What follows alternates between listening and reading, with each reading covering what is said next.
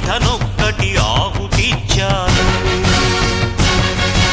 నేను సైతం విశ్వవృష్టికి అశ్రు ఒక్కటి ధారవోశాను.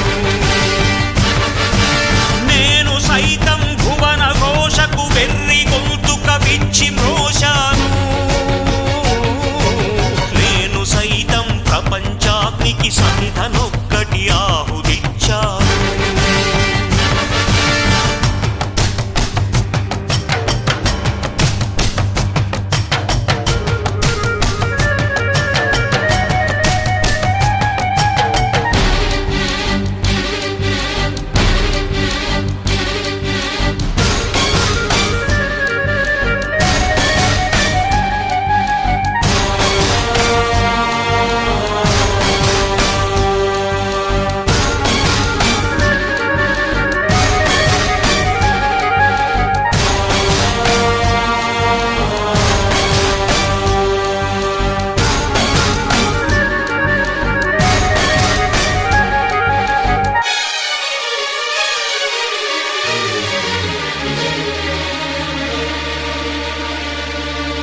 అగ్నినేత్రమహోగ్రజ్వాల దాచినావో రుద్రుడా, అగ్నిశిఖలను గుండెలోన అణచినావో సూర్యుడా.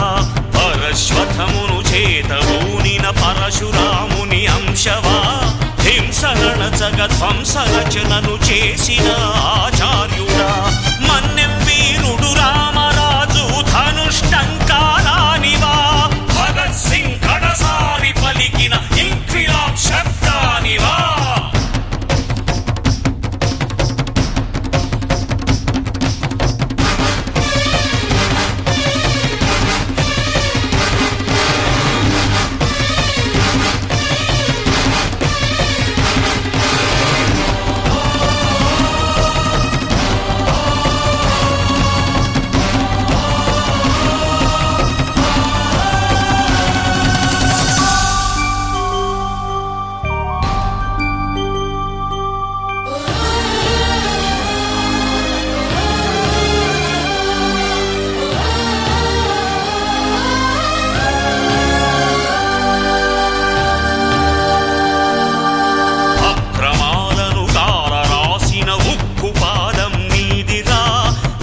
గుండుల గుండెలోని దురించు సింహం నీవురా.